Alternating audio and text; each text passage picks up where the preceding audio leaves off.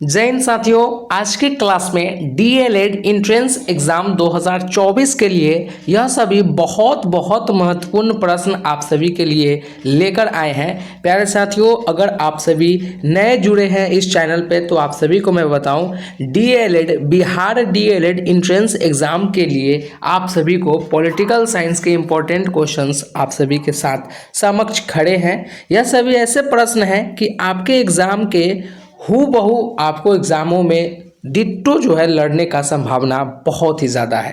प्यारे साथियों, पिछले क्लास में आप सभी को मैंने एक वादा किया था कि आप सभी में बिहार डीएलएड एंट्रेंस एग्ज़ाम 2024 अगर देने जाएंगे और मेरे द्वारा क्लास में जितने भी प्रश्न कराए गए हैं अगर उसे करके जाते हैं तो लगभग क्वेश्चन आपको हूबहू यही सेम क्वेश्चन देखने को मिलेंगे। प्यारे साथियों, जैसे कि मैंने वादा किया था उसी राह पर मैं चल रहा हूं और पॉलिटिकल साइंस के इंपॉर्टेंट क्वेश्चंस आज करने वाले हैं। 100 जैसे ही कंप्लीट हो जाएंगे उसके बाद हम लोग हिस्ट्री के 100 कर लेंगे, उसके बाद ज्योग्राफी के 100 करने वाले हैं, इसके बाद स्टैटिक जीके के हम लोग 100 करने वाले हैं। प्यारे साथियों, जैसे कि आप सभी को पता है कि लगभग आप लोगों का एग्ज़ाम जो है अप्रैल में होने का संभावना है, मार्च में तो होगा नहीं आप सभी का। तो ओवरऑल देखा जाए तो 30 दिन आप सभी के पास है, जो कि बहुत ही ज़्यादा है।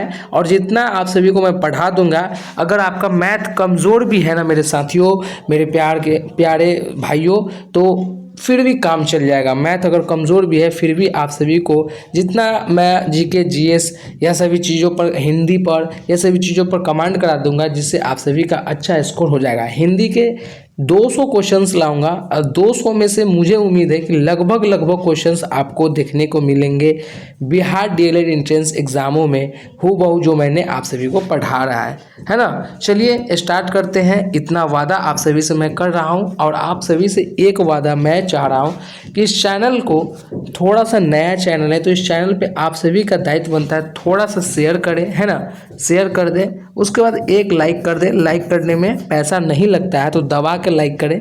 और कंटेंट मतलब क्लास आप सभी को कैसा लगता है ये आप सभी कमेंट बॉक्स में बताएंगे। चलिए मेरे साथियों, जिगर के टुकड़ों, आप सभी से पहला प्रश्न सवाल नंबर 22 क्या पूछ रहा है। सवाल नंबर 22 आप सभी से पूछ रहा है कि संघीय मंत्री परिषद के मंत्री उत्तरदायी होते हैं। 4 ऑप्शन दिए गए हैं, कौन सा ऑप्शन सही होगा मेरे प्यारे साथियों आप सभी को बताना है। संघीय मंत्री परिषद के मंत्री उत्तरदायी होते हैं, तो अगर आप लोग बी की ओर जा रहे हैं तो बिल्कुल सही जवाब, राष्ट्रपति के प्रति संघीय मंत्री परिषद के मंत्री जो होते हैं उत्तरदायी होते हैं, तो राइट ऑप्शन आप सभी का बी हो जाएगा। नेक्स्ट क्वेश्चन सवाल नंबर 23 आप सभी से क्या कह रहा है कि भारत के राष्ट्रपति को यह अधिकार नहीं प्राप्त है कि वह क्षमा प्रदान करे, न्यायालय के न्यायाधीश को हटाए, या आपातकाल की घोषणा करे, या अध्यादेश जारी करे। मेरे प्यारे साथियों, आप सभी को बताना है सवाल नंबर 23 का कौन सा ऑप्शन सही होगा। तो सवाल नंबर 23 का अगर आप लोग क्वेश्चन नंबर 23 के अगर ऑप्शंस बी पे जा रहे हैं, भारत के राष्ट्रपति को यह अधिकार नहीं प्राप्त है कि वह न्यायालय के न्यायाधीश को हटाए, तो इसका सही जवाब बी हो जाएगा। और अगर आप बी लगा रहे हैं तो राइट आंसर है। चलिए नेक्स्ट क्वेश्चन की ओर चलते हैं।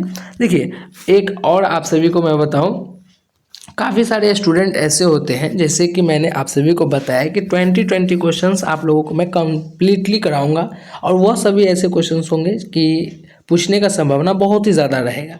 तो ऐसे में आप सभी का 20 में लगभग क्वेश्चन 10 सही होंगे, किसी का 15, किसी का 8, किसी के 6। तो आप लोग डीमोटिवेट होके जो है क्लास को जो है स्किप कर देते। तो ऐसे बिल्कुल आप लोगों को नहीं करना है। यही सभी प्रश्न आपके एग्जामों में आएंगे और आप उस समय मिस करेंगे, तो इसलिए अच्छे से कमांड करके पढ़ेंगे, ठीक है। चलिए नेक्स्ट क्वेश्चन सवाल नंबर 24 आप सभी से क्या कह रहा है कि निम्नलिखित में से किस पर भारत का सर्वोच्च न्यायालय अपीलीय क्षेत्राधिकार का उपयोग नहीं करता है। ए, संवैधानिक मामलों में अपील, बी, दीवानी मामलों में अपील, या सी, फौजदारी मामलों में अपील, या डी, सैन्य मामलों में अपील।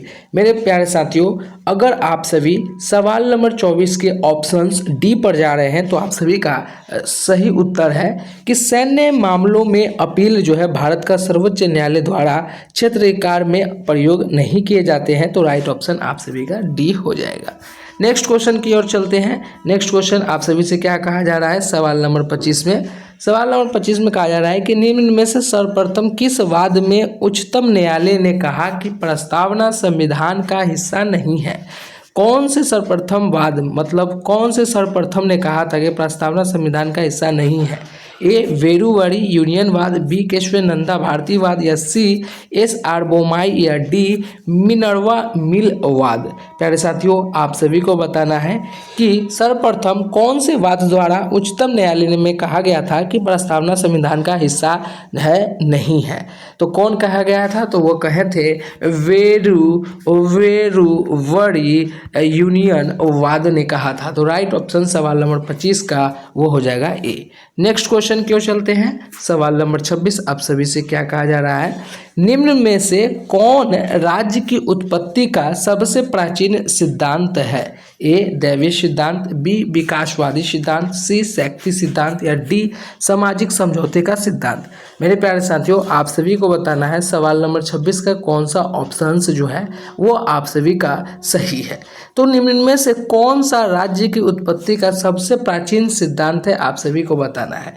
तो आप सभी को बताएं, इसका राइट ऑप्शन हो जाएगा ए दैवीय सिद्धांत राज्य की उत्पत्ति का सबसे प्राचीन सिद्धांत है। राइट ऑप्शन आपका जो है वो हो जाएगा ए। चलिए नेक्स्ट क्वेश्चन की ओर चलते हैं। अगला क्वेश्चन आप सभी से क्या कहा जा रहा है।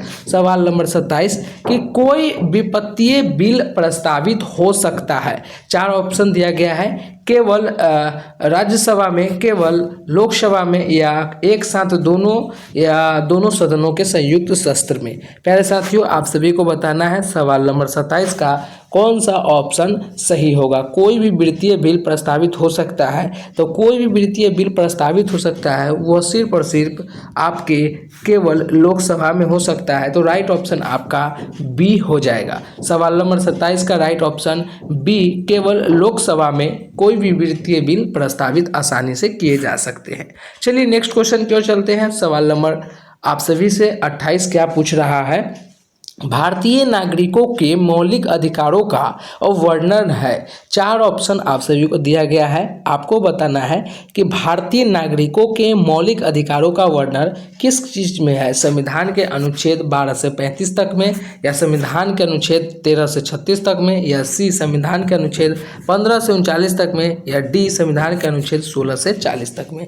मेरे प्यारे साथियों, आप सभी को बताना है सवाल नंबर 28 का कौन सा ऑप्शन सही होगा। तो भारतीय नागरिकों के मौलिक अधिकारों का जो वर्णन है वो वर्णन आप सभी को बताएं अनुच्छेद आप सभी के 12 से 35 तक के बीच में मौलिक अधिकार दिया गया है भारतीय नागरिकों के लिए। तो सवाल नंबर 28 का राइट ऑप्शन जो हो जाएगा वो हो जाएगा ए।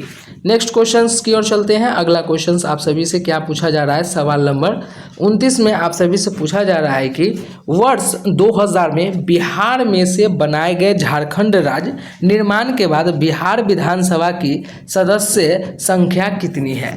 बिहार में बनाए गए झारखंड से जब निर्माण हुआ उसके बाद बिहार में विधानसभा की टोटल संख्या कितनी है ये आप सभी को बताना है। तो आप सभी जानते हैं कितना है 243, जो कि राइट ऑप्शन आप सभी का डी हो जाएगा। नेक्स्ट क्वेश्चंस की ओर चलते हैं। सवाल नंबर 30 प्यारे साथियों, आप सभी से क्या कहा जा रहा है सवाल नंबर 30 में कि भारतीय संविधान के निम्नलिखित अनुच्छेदों में से कौन सा अनुच्छेद राज्य सरकार को ग्राम पंचायतों को संगठित करने का जो है निर्देश देती है। अनुच्छेद 32, अनुच्छेद 40, अनुच्छेद 498 या डी अनुच्छेद 51। मेरे प्यारे साथियों, आप सभी को बताना है कि कौन सा ऑप्शन जो है आप सभी के लिए यह सवाल नंबर 30 का ऑप्शन सही होंगे। भारतीय संविधान के अनुच्छेदों में से कौन सा अनुच्छेद राज्य की सरकारों को ग्राम पंचायत को संगठित करने का जो है निर्देश देती है। तो आप सभी को बताएं अनुच्छेद 40 जो है आप सभी को देती है। भारतीय संविधान के अनुच्छेद 40 जो है राज्य की सरकारों को ग्राम पंचायत में संगठित करने का निर्देश देती है। तो राइट ऑप्शन आप सभी का हो जाएगा सवाल नंबर 30 का राइट ऑप्शन बी हो जाएगा। नेक्स्ट क्वेश्चंस की ओर चलते हैं। सवाल नंबर 31 आप सभी से क्या कहा जा रहा है। सवाल नंबर 31 में कि न्यायिक पुनर्विलोकन का क्या अर्थ है कि सर्वोच्च न्यायालय को सभी प्रकारों का अंतिम अधिकार प्राप्त हो, या राष्ट्रपति के विरुद्ध दोषारोपण कर सकता है, या सी उच्च न्यायालय का न्यायालयों द्वारा निर्मित प्रकारों का समालोचन कर सकता है, या डी किसी भी राज्य के कानून को अवैध घोषित किया जा सकता है। तो मेरे प्यारे साथियों आप सभी का राइट ऑप्शन हो जाएगा न्यायिक पुनर्विलोकन का अर्थ यह है कि सर्वोच्च न्यायालय द्वारा किसी भी राज्य के कानून को अवैध घोषित करना आसान है। राइट ऑप्शन सवाल नंबर 31 का हो जाएगा, वो हो जाएगा डी। चलिए नेक्स्ट क्वेश्चन आप सभी से क्या कहा जा रहा है। सवाल नंबर 32 में कि राज्य पुनर्गठन आयोग की सिफारिश के बाद बिहार विधानसभा के निर्वाचित सदस्यों की संख्या थी 318, 319 और दो ऑप्शन यहाँ पर और दिया गया है, आप सभी को बताना है 320 और 321। 318, 319, 320 और 321 आप सभी का दिया गया है। कौन सा ऑप्शन सही होगा आप सभी को बताना है। तो राइट ऑप्शन हो जाएगा राज्यों के पुनर्गठन आयोग की सिफारिश के बाद बिहार विधानसभा के निर्वाचित सदस्यों की जो संख्या है वो है 318। तो राइट ऑप्शन सवाल नंबर 32 का ऑप्शन हो जाएगा ए। चलिए नेक्स्ट प्रश्न की ओर चलते हैं। सवाल नंबर 33 आप सभी से क्या कह रहा है। सवाल नंबर 33 में कि एक कल्याणकारी राज्य के निर्देश आदर्श जो है वर्णित है राज्य के नीति निर्देशक तत्वों में, मौलिक अधिकारों के अध्याय में, या संविधान की 7वीं अनुसूची में, या संविधान के प्रस्तावना सूची में। मेरे प्यारे साथियों आप सभी का सही उत्तर कौन सा है ये आप सभी बताएंगे सवाल नंबर 33 का। एक कल्याणकारी राज्य के निर्देशक आदर्श वर्णित है, वो वर्णित है एक राज्य नीति निर्देशक तत्वों में। तो राइट ऑप्शन सवाल नंबर 33 का हो जाएगा, वो हो जाएगा ए। नेक्स्ट क्वेश्चंस की ओर चलते हैं। सवाल नंबर 34 आप सभी से क्या कहा जा रहा है कि लोकसभा के स्पीकर का निर्वाचन होता है। ए संसद के सभी सदस्यों द्वारा, बी प्रत्यक्ष रूप से जनता द्वारा, या सी लोकसभा के सभी सदस्यों द्वारा, या डी लोकसभा के बहुमत दलों के सदस्यों के द्वारा। तो आप सभी जानते हैं सवाल नंबर 34 का राइट ऑप्शन हो जाएगा लोकसभा के स्पीकर का जो चुनाव होता है वो लोकसभा के सभी सदस्यों के द्वारा होता है, वो राइट ऑप्शन आप सभी का हो जाएगा सी। चलिए नेक्स्ट क्वेश्चन की ओर चलते हैं। सवाल नंबर 35 आप सभी से क्या कह रहा है। सवाल नंबर 35 आप सभी से कह रहा है कि सभापति तथा उपसभापति का पद रिक्त होने पर कौन राज्यसभा की अध्यक्षता करता है। उस सदन का वरिष्ठ सदस्य, शातारूढ़ दल का वरिष्ठ सदस्य, या ऑप्शन सी उपराष्ट्रपति, या डी राष्ट्रपति जिस व्यक्ति को नियुक्त करे। सवाल नंबर 35 का सही ऑप्शन होगा सभापति तथा उपसभापति का पद जब है खाली होने पर राज्यसभा की अध्यक्षता कर सकता है राष्ट्रपति जिस भी व्यक्ति को नियुक्त करे। तो राइट ऑप्शन आप सभी का सवाल नंबर 33 का राइट ऑप्शन जो है आप सभी का हो जाएगा, वो हो जाएगा डी। चलिए नेक्स्ट क्वेश्चंस की ओर चलते हैं। सवाल नंबर आप सभी का 36 क्या पूछ रहा है। सवाल नंबर 36 आप सभी से पूछ रहा है कि भारत के राष्ट्रपति को उसके पद से कब हटाया जा सकता है। ए प्रधानमंत्री के द्वारा, बी लोकसभा के द्वारा, या सी भारत के मुख्य न्यायाधीशों के द्वारा, या डी संसद के द्वारा। मेरे प्यारे साथियों आप सभी जानते हैं भारत के राष्ट्रपति को उसके पद से हटाया जा सकता है सिर्फ और सिर्फ सांसद के द्वारा। तो राइट ऑप्शन आप सभी का हो जाएगा सवाल नंबर 36 का डी। नेक्स्ट क्वेश्चंस की ओर चलते हैं। अगला क्वेश्चंस आप सभी से क्या कह रहा है। सवाल नंबर 37 कि भारत में किसी भी सदन का सदस्य हुए बिना कोई भी व्यक्ति कब तक मंत्री पद पर रह सकता है। 3 महीना, 6 महीना, 1 वर्ष, या कोई भी समय नहीं है। तो आप सभी को इसका सही उत्तर पता होना चाहिए कि भारत में किसी भी सदन का सदस्य हुए बिना कोई भी व्यक्ति मंत्री पद पर आसीन रह सकता है कम से कम 6 मंथ तक, है ना, 6 मंथ तक रह सकता है। तो राइट ऑप्शन आप सभी का बी हो जाएगा। चलिए नेक्स्ट क्वेश्चन की ओर चलते हैं और यह थर्ड क्वेश्चन हमारे लास्ट के ये ओर से जा रहा है। सवाल नंबर 38 भारत का प्रजातंत्र किस तथ्य पर जो है आधारित है? संविधान के लिखित तौर पर, या मौलिक अधिकार के प्रदान किए गए, या जनता को स्वीकार सरकारों को चुनने तथा बदलने का अधिकार प्राप्त करने पर, या राज्य के नीति निर्देशक तत्वों पर? तो राइट ऑप्शन मेरे साथियों आप सभी का हो जाएगा, भारत का प्रजातंत्र जो है वह आधारित है जनता को सरकार को चुनने तथा बदलने के अधिकार प्राप्त करने पर। तो राइट ऑप्शन सवाल नंबर 38 का सी हो जाएगा। नेक्स्ट क्वेश्चन सवाल नंबर 39 आप सभी से क्या कह रहा है, और सेकेंड लास्ट क्वेश्चन है मेरे साथियों। आप सभी को यहाँ तक आने के लिए बहुत बहुत शुक्रिया, और इतने क्वेश्चंस करने के बाद उम्मीद है कि आप सभी का लगभग क्वेश्चंस सही हुए होंगे और आप सभी का आत्मविश्वास काफ़ी ज़्यादा बढ़ा होगा, क्योंकि यह सभी बहुत बहुत इंपॉर्टेंट क्वेश्चंस हैं। चलिए सवाल नंबर 39 आप सभी से पूछा जा रहा है कि राज्यों की विधान परिषद की न्यूनतम सदस्य संख्या निर्धारित कितनी है? आप सभी को बताना है। तो इसका राइट ऑप्शन हो जाएगा, वो हो जाएगा सी, राज्यों की विधान परिषद की न्यूनतम सदस्यों की संख्या 40 है। नेक्स्ट क्वेश्चंस और लास्ट क्वेश्चंस आप सभी के सामने, मुख्य निर्वाचन आयुक्त एवं अथवा दो अन्य चुनाव आयुक्तों के मध्य मतभेद होने पर कौन मामलों पर निर्णय लेता है? राष्ट्रपति, सर्वोच्च न्यायालय, बहुमत से स्वयं चुनाव आयोग, या कानून और न्याय मंत्री? मेरे प्यारे साथियों आप सभी को बताना है सवाल नंबर 40 का कौन सा ऑप्शन सही होगा।